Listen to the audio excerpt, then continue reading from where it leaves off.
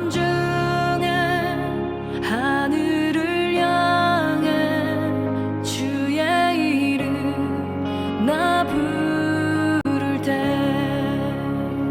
어둠을 뚫고 오신 주 사랑 나의 절망 거두셨네 주님의 공로 다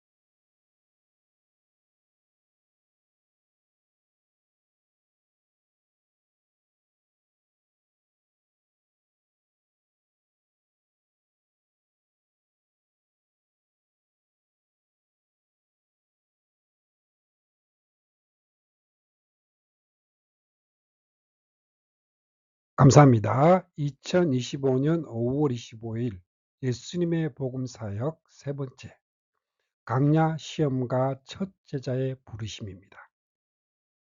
성경 말씀은 마태복음 4장 4절입니다. 예수께서 대답하여 이르시되 기록되었으되 사람이 떡으로만 살 것이 아니요 하나님의 입으로 나오는 모든 말씀으로 살 것이라 하셨느니라. 아멘. 예수님의 공생애는 세례를 받으신 직후 곧바로 시험의 자리로 나아가는 것으로 시작이 됩니다. 성령께서 예수님을 강야로 이끄셨고 그곳에서 40일 동안 금식하신 후 사탄의 시험을 받으십니다. 자, 우리는 종종 하나님의 일을 시작하면 축복과 기적이 곧 이어질 것이라 기대하지만 예수님의 길은 오히려 시험과 검증의 시간으로 시작이 됩니다. 이후에 예수님은 갈릴리 해변에서 사람들을 부르기 시작합니다. 나를 따르라는 한마디. 그들은 즉시 그물을 버려두고 예수님을 따릅니다. 예수님의 첫 사역은 말씀으로 시험을 이기신 후 사람들을 부르시는 장면으로 연결이 됩니다. 자, 오늘 우리는 이 두 장면, 강야와 갈릴리를 통해 시험 앞에서 말씀으로 승리하신 예수님, 부르심 앞에서 즉시 순종한 제자들의 모습을 함께 살펴보려 합니다. 이 말씀을 통해 오늘 우리 각자에게 주어진 시험과 부르심에 어떻게 반응해야 할지 돌아보는 시간이 되기를 바랍니다. 첫 번째로 강야에서의 시험입니다. 말씀으로 승리하신 예수님입니다. 마태복음 4장 1절입니다. 그때에 예수께서 성령에게 이끌리어 마귀에게 시험을 받으러 강야로 가사 합니다. 예수님의 공생애는 세례를 받으신 후 곧바로 시험의 시간으로 이어집니다. 놀라운 점은 이 시험이 우연히 찾아온 것이 아니라 성령에 이끌려 시험을 받으러 강야로 가셨다는 사실입니다. 예수님의 강야 체험은 하나님이 허락하신 훈련의 시간이자 사역을 준비하는 거룩한 시작이었습니다. 예수님은 40일을 금식하신 후 마귀의 세 가지 시험을 받으십니다. 자, 이 시험들은 단순한 유혹이 아닙니다. 그분이 하나님의 아들이라는 정체성을 가지고 이 땅에서 어떤 방식으로 사역하실 것인지에 대한 근본적인 도전입니다. 첫 번째 시험입니다. 이 돌들로 떡이 되게 하라. 예수님께서 금식한 후 배고프신 상황에서 마귀는 이렇게 말을 합니다. 3절 말씀에 시험하는 자가 예수께 나와서 이르되 내가 만일 하나님의 아들이거든 명하여 이 돌들로 떡덩이가 되게 하라. 자, 이 시험은 육체의 본능, 생존의 문제를 이용한 유혹입니다. 예수님은 당연히 돌을 떡으로 바꾸실 수 있는 능력이 있습니다. 하지만 그분은 이렇게 응답하십니다. 예수께서 대답하여 이르시되 기록되었으되 사람이 떡으로만 살 것이 아니요 하나님의 입으로부터 나오는 모든 말씀으로 살 것이라 하였느니라. 자, 예수님은 육체적 필요보다 하나님의 말씀을 더 귀히 여기셨습니다.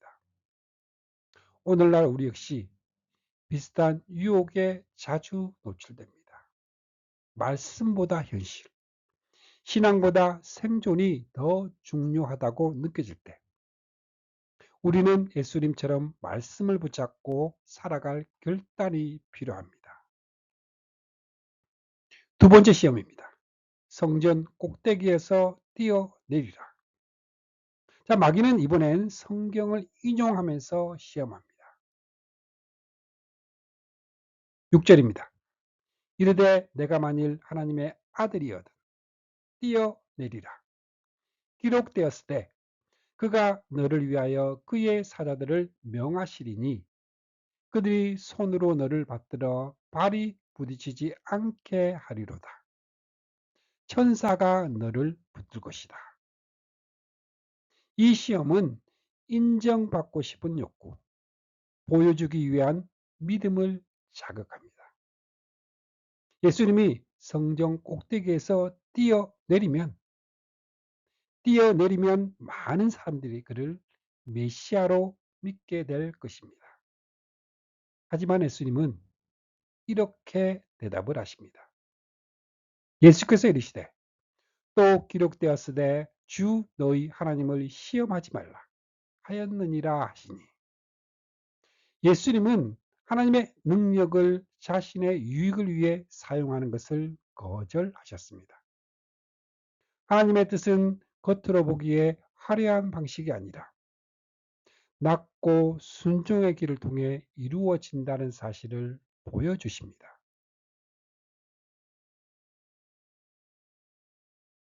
자, 이제 세 번째 시험입니다. 내게 절하면 이 모든 것을 주겠다. 마귀는 세상 모든 나라와 영광을 보여주며 말합니다.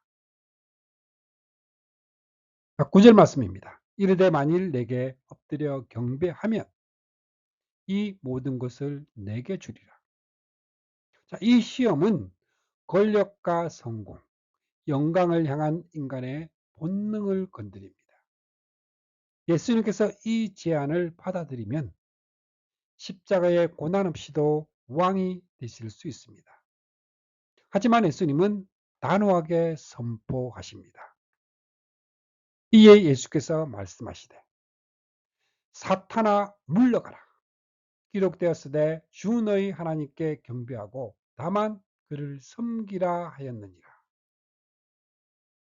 예수님은 하나님만 섬기며 하나님의 방식으로 하나님의 나라를 이루는 길을 택하셨습니다.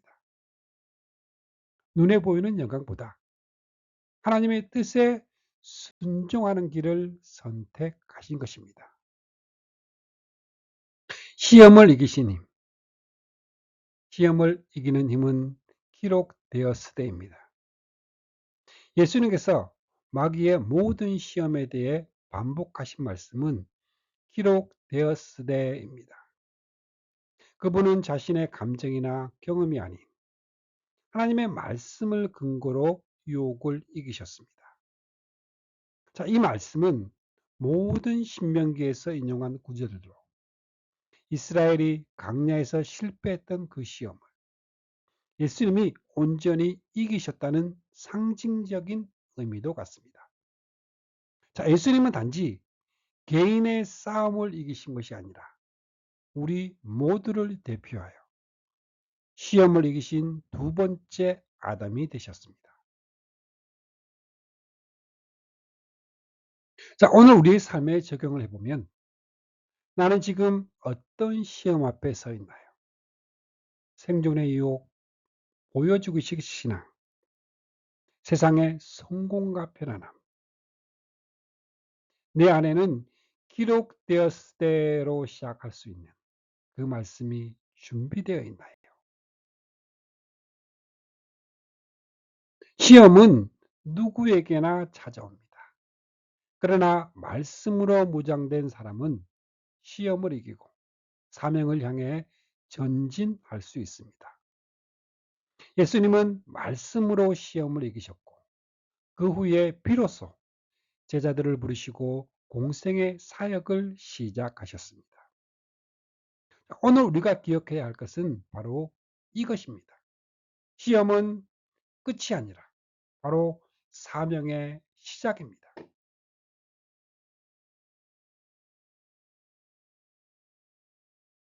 두 번째로 제자들을 부르시다입니다. 순종은 즉시 이루어졌다. 마태복음 4장 19절에서 20절 말씀입니다. 말씀하시되 나를 따라오라. 내가 너희를 사람을 낚는 어부가 되게 하리라 하시니 그들이 곧 그물을 버려두고 예수님을 따르니라. 자, 예수님의 공생의 사역은 사람을 부르시는 것으로 시작이 됩니다. 하나님의 아들께서 세상을 구원하는 일은 혼자서 이루는 일이 아니었습니다. 그분은 제자들을 먼저 부르시고 함께 사역하시며 함께 훈련시키고 그들에게 하나님의 나라의 사명을 위임하십니다. 자, 이 부르심은 매우 단순하지만 강력했습니다. 나를 따라오라. 내가 너희를 사람을 낚는 어부가 되게 하리라. 예수님의 말씀에 시몬 베드로와 안드레는 즉시 그물을 버려두고 따릅니다. 이어서 야고보와 요한도 아버지를 남겨두고 예수님을 따릅니다. 예수님의 부르심은 조건을 묻지 않으셨습니다. 예수님은 그들의 배경이나 실력을 따지지 않으셨습니다. 그들은 특별한 사람들, 뛰어난 학문적 소양을 가진 자들이 아니었습니다. 그저 평범한 어부들, 생계를 위해 바다에서 살아가던 사람들이었습니다. 그런데 그들에게 향한 부르심은 단호하고 분명했습니다. 나를 따라오라. 나를 따라오라. 예수님의 부르심에는 세 가지 특징이 있었습니다. 첫 번째는 즉각적이었다. 곧 그물을 버려두고. 두 번째는 관계를 요구했다. 나를 따라오라. 세 번째는 사명을 포함했다. 사람을 낚는 어부가 되게 하리라. 이것은 단지 한 직업을 바꾸라는 요청이 아니라 삶 전체의 방향 전환을 요청하는 부르심이었습니다. 자, 요한복음에 나타난 부르심의 또 다른 모습을 우리는 바라볼 수 있습니다. 자, 요한복음 1장에는 또 다른 부르심의 장면이 등장합니다. 세례 요한의 증언을 들은 두 제자가 예수님을 따라가기 시작합니다. 그중 한 사람이 안드레. 그는 자신의 형제 시몬 베드로에게 가서 말합니다. 요한복음 1장 41절입니다. 그가 먼저 자기의 형제 시몬을 찾아 말하되 우리가 메시아를 만났다 하고 메시아는 번역하면 그리스도라. 자, 예수님께서 시몬을 보시고 말씀하십니다. 내가 요한의 아들 시몬이니 장차 게바라 하리라 하시니라. 게바는 번역하면 베드로라. 또한 빌립과 나다니엘도 예수님을 만나 부름을 받습니다. 나다니엘은 처음엔 회의적인 반응을 보이지만 예수님의 말씀 앞에 마음을 열고 이렇게 고백을 합니다. 요한복음 1장 49절입니다. 나다니엘이 대답하여 랍비여 당신은 하나님의 아들이시요 당신은 이스라엘의 임금이로소이다. 예수님은 사람을 찾으시고 부르시며 그들의 이름을 불러 새 사명을 주십니다. 그분은 우리의 과거를 보지 않으시고 우리 안에 감추어진 하나님의 가능성을 보십니다. 순종은 즉시 이루어졌습니다.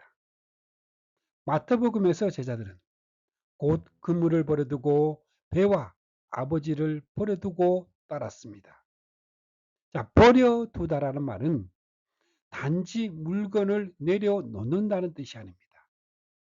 삶의 중심을 바꾸는 결정, 자신의 의지와 미래를 하나님께 위탁하는 결단입니다. 그들은 모든 걸 다 이해하고 따르지 않았습니다. 그저 예수님의 말씀, 그 한마디에 즉각적으로 반응했습니다. 이것이 순종입니다. 오늘날 우리의 믿음은 종종 계산과 이해, 그리고 손익 분석을 따지고 결정을 합니다. 하지만 성경에서 예수님께 쓰임을 받은 자들의 공통점, 그 공통점은 즉각적인 반응과 순종이었습니다. 우리에게 주는 도전으로 예수님은 오늘도 사람들을 부르십니다. 나를 따라오라. 이 부르심은 과거의 제자들에게만 해당되는 말씀이 아닙니다. 지금 여기 이 자리에서 주님은 나를 부르고 계십니다. 여러분께 질문을 해보겠습니다. 나는 그 부르심을 들은 적이 있는가? 나는 무엇을 버려두고 따르고 있는가? 주님의 음성 앞에 즉시 반응하고 있는가? 아니면 머뭇거리고 있는가?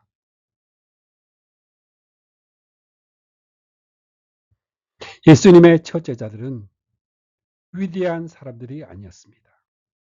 그러나 그들은 순종함으로 위대한 부르심에 동참했습니다. 하나님은 지금도 능력 있는 자보다 순종하는 자를 통해 하나님의 나라를 세워 가십니다. 오늘 주님의 음성이 마음에 들려온다면 망설이지 말고 이렇게 대답합시다. 주님, 주님, 제가 여기 있나이다. 나를 보내소서.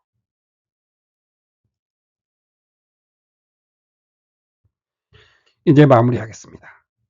예수님의 공생애는 시험과 부르심이라는 두 장면으로 시작됩니다. 광야에서는 말씀으로 시험을 이기신 예수님을 보게 됩니다. 그분은 생존의 문제, 인정 욕구, 세상의 영광이라는 마귀의 유혹 앞에서 기록되었으되라고 시작되는 하나님의 말씀으로 승리하셨습니다. 우리도 시험의 때에 말씀에 뿌리 내린 자만이 넘어지지 않고 서 있을 수 있습니다. 그리고 갈릴리에서는 부르심에 즉시 반응한 제자들의 모습을 보게 됩니다. 그들은 삶의 모든 것을 뒤로하고 주님의 음성에 즉시 순종합니다. 그 순종이 바로 하나님의 나라를 여는 첫 걸음이었습니다. 오늘 우리에게도 예수님은 말씀하십니다. 나를 따르라. 나를 따르라. 그 부르심 앞에 나는 어떻게 응답하고 있나요? 시험의 자리에서 말씀으로 승리하고 부르심 앞에 주저함없이 순종하는 제자의 삶이 우리 각자의 일상 속에서도 이어져서 주님의 사랑을 느끼시기를 또 축복합니다. 아멘.